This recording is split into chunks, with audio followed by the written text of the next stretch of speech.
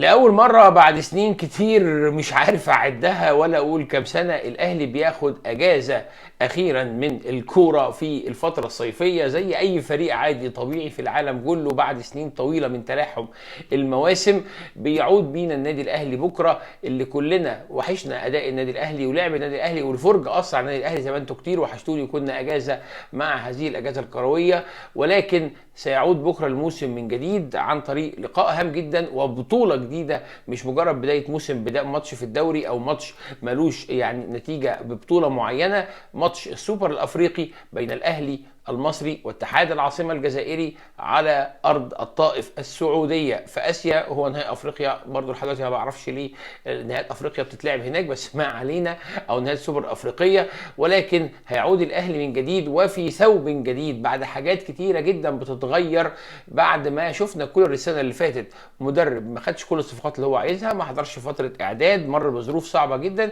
قدر بكل الظروف الصعبة دي ان هو يوصل لانجازات كتيرة. طب السنة دي بعد الصفقات اللي هو كلها هو عايزها، اخيرا وفي اخر لحظات القيد مودست مهاجم فرنساوي في او مهاجم فرنسي في النادي الاهلي، امام عاشور خط نص رائع جدا وصفقه اتخطفت من الغريم التقليدي نادي الزمالك، ورضا سليم جناح قوي جدا. كل الجمهور الاهلي شايف ان هو ليه مستقبل مع النادي الاهلي. ضيف عليها اجازه طويله، اللعيبه بتريح، معسكر اعداد اول مره يحصل من سنين، ما شفناش الاهلي يعمل معسكر اعداد طويل كده او كويس بره الاراضي المصريه. كل ده جمهور الاهلي مستني بكره النتيجه بتاعته. اي نعم هي مش نتيجه نهائيه، انت لسه في بدايه موسم، ولكن كالعاده جمهور الاهلي لازم بيستنى البطوله دايما. ويلا بينا نخش في التفاصيل.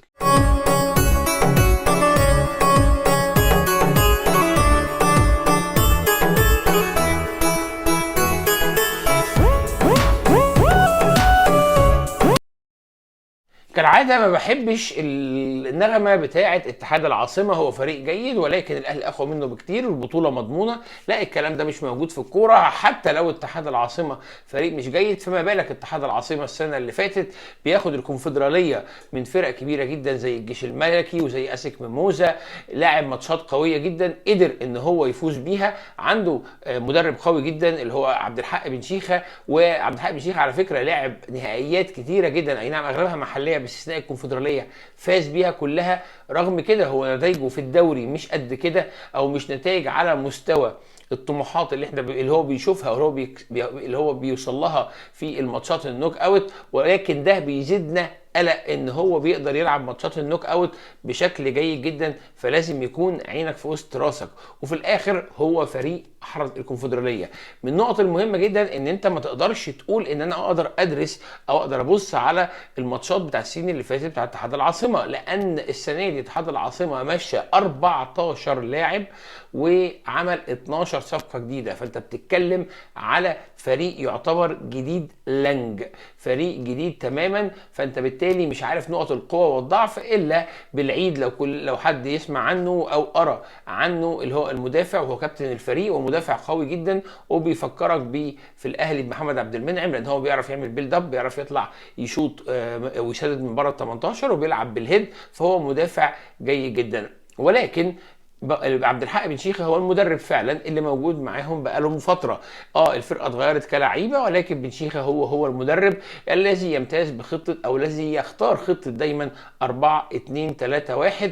ولكن في رايي الشخصي ان هو ممكن يحول الخطه دي ل 4-5-1 او 4-3-3 او 4-4-2، ايا كان حسب اللعيبه الجديده اللي عنده والقماشه الجديده اللي عنده، لسبب بسيط جدا ان هو مدرك قوة الأهلي، وإن هو عارف إن هو مش عليه ضغط إن هو يعمل المبادرات الهجومية، رغم إن هو عنده هذه القدرة إن هو يلعب ضغط عالي ويقدر يقطع الكورة، وعملها كتير السنة اللي فاتت في الكونفدرالية. وده جوه الدي ان ايه بتاع عبد الحق بن شيخة، إن هو بيحاول يضغط ضغط عالي. ولكن عبد الحق بن شيخة عنده مشكلة من لعيبة السنة اللي فاتت برضه، بأكد إن أنت مش ضامن اللعيبة بتاع السنة اللي فاتت زي لعيبة السنة دي.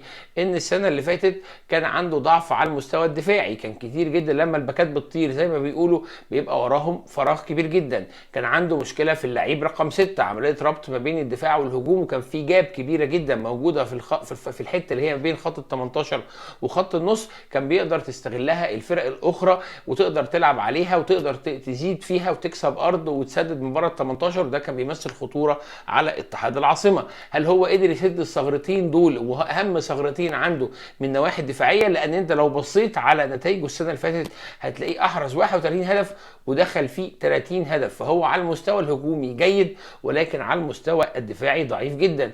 ولكن حاجه غريبه جدا، لو بصيت على احصائيات الاتحاد العاصمه الجزائري هتلاقي ان 60 او 70% من اهدافهم بين كرات ثابته او كره عرضيه بالهيد. ودي حاجه مهمه جدا، لان دايما احنا عارفين ان الاهلي او الانديه المصريه عموما مش الاهلي بس عندها مشكله في التغطيات او في الدفاع في الكور العرضيه الرأسيه. وده ظهر حتى في نهائي الوداد السنه اللي فاتت، الجون اللي دخل فينا في ماتش العوده اللي تقدموا بيه قبل ما نتعادل كان كرة بالهيد. وقيس على كده حاجات كتير جدا، فبالتالي دي نقطه لازم تحط عليها يعني سبوت زي ما بيقولوا وتنورها كويس قوي للعيبه قبل ماتش بكره. عمليه المراقبه في او المان تو مان او طريقه الزون اللي هيتعمل بيه او الفكر الدفاعي اللي هو هيلعب بيه كولر في حالات الكرات الثابته العرضيه او اللعب العرضي اساسا، لان هي 60 70% من الكرات الثابته بتاعتهم بتتوج الى اهداف، او 60 70% من اهدافهم كانت جايه من كرات عرضيه او كرات ثابته. الجزء الاكبر من دوت كان او الجزء الثاني في الكبر من الاهداف اللي جابوهم كان التسديد من الخارج، لان هو عنده لعيبه شويطه وهو بيجيد فتح المساحات، لان هو بيزود الباكات زي ما بيقول. ان كنت شايف ان هو ممكن ما يستخدمش عمليه زياده الباكات في ماتش بكره، ولكن يعني قدرته على زياده الباكات بتفتح مساحات لعيبه خط النص ان هو يبقى عنده مساحه ان هو يشوط من بره ال 18.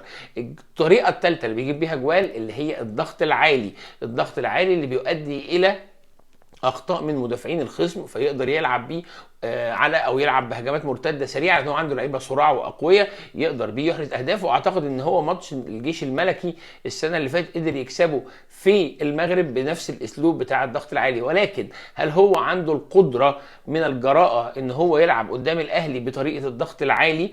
لان هو عارف قوه خط نص النادي الاهلي، وعارفين كلنا ان كولر من المدربين المهتمه جدا بخط النص. يعني هو يعني كل عارف ان هو ما مشاش حمدي فتحي الا لو هو ضامن ان هو هيجيب امام عاشور.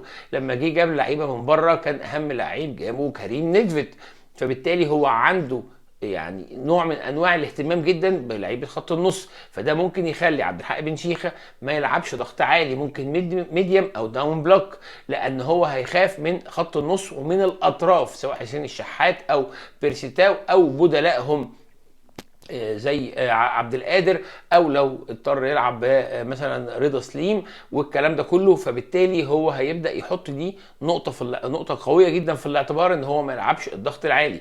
طيب قلنا احد السلبيات الخطيره جدا عندهم المنطقه او الجاب الكبيره اللي بين خط ال 18 وبين خط النص اللي هو لعيب مركز 6 او الاثنين الديفندرات.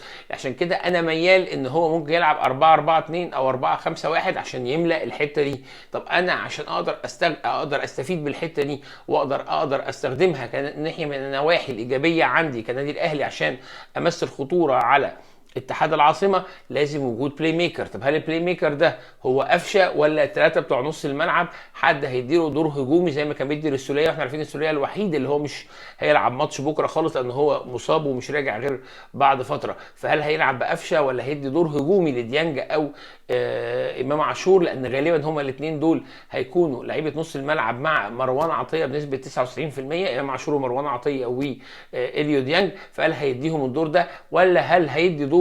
وانا في رايي ان الدور ده مهم جدا، ان هو هيخلي بيرسي تاو او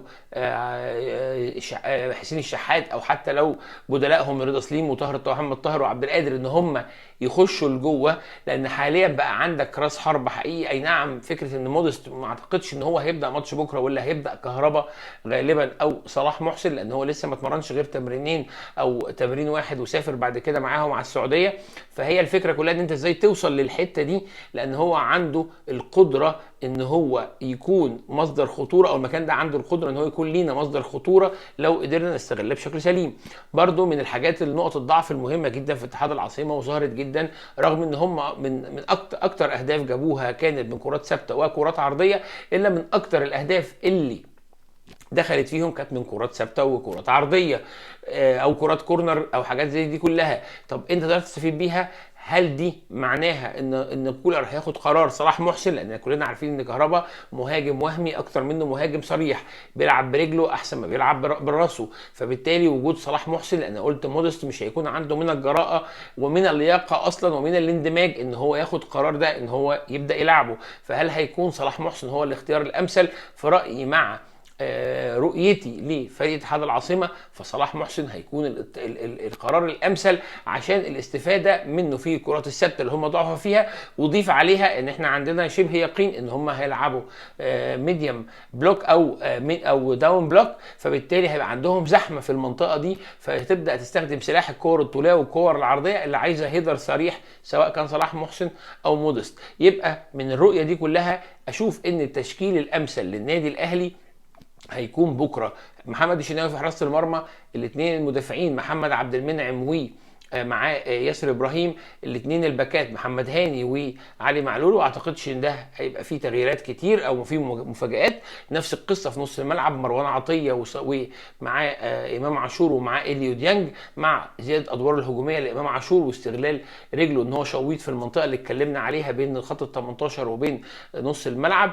والخط الهجومي بقى هيكون في الاغلب يعني حسين الشحات وبيرسي تاو، لان في كلام ان بيرسي تاو متعور او مجهد او عنده حاله اجهاد من ماتشات جنوب افريقيا، فبالتالي بيرسي تاو وحسين الشحات، او لو بيرسي تاو مش قادر يلعب هيكون حسين الشحات ومعاه رضا سليم او عبد القادر. ما اعتقدش هيكون في دور لطاهر من الاول، ورضا سليم اتمرن تمرينات اكتر، فاعتقد اسهل ان هو يلعبه عن مودست. اما راس الحربه زي ما قلت لكم ففي رايي الشخصي هيكون صلاح محسن وليس كهربا، واعتقد استخدام مودست مش هيكون الاستخدام الامثل في ماتش زي ماتش بكره. ده رؤيتنا بشكل سريع عن ماتش الاهلي والاتحاد العاصمه، واللي اتمنى تكون ان شاء الله بكره اقابلكم في الميعاد ده بعد الماتش محرزين بطوله السوبر واول بطوله في الموسم الجديد باذن الله. عايز اعرف توقعاتكم للتشكيل، هتوافق توقعاتي ولا لا؟ وعايز اعرف توقعاتكم للماتش ان شاء الله هنقدر نحسمه بدري ولا هنضطر نخش ضربات جزاء ولا قدر الله ممكن نتعثر. انا عندي امل كبير ان انت هتخلصوا بسهوله كمان ان شاء الله، لان انت على المستوى البدني وعلى المستوى المعنوي وعلى المستوى التكتيكي وعلى المستوى الفني اعلى بمراحل واعلى خبره من اتحاد العاصمه. محتاج طبعا قبل كل شيء التوفيق وتركيز اللعيبه جوه الماتش. مثالي دعمكم بلايك شير وسبسكرايب، ولو عجبتكم الحلقه تفعلوا تشيروها في كل مكان، واشوفكم الحلقه الجايه ان شاء الله. سلام.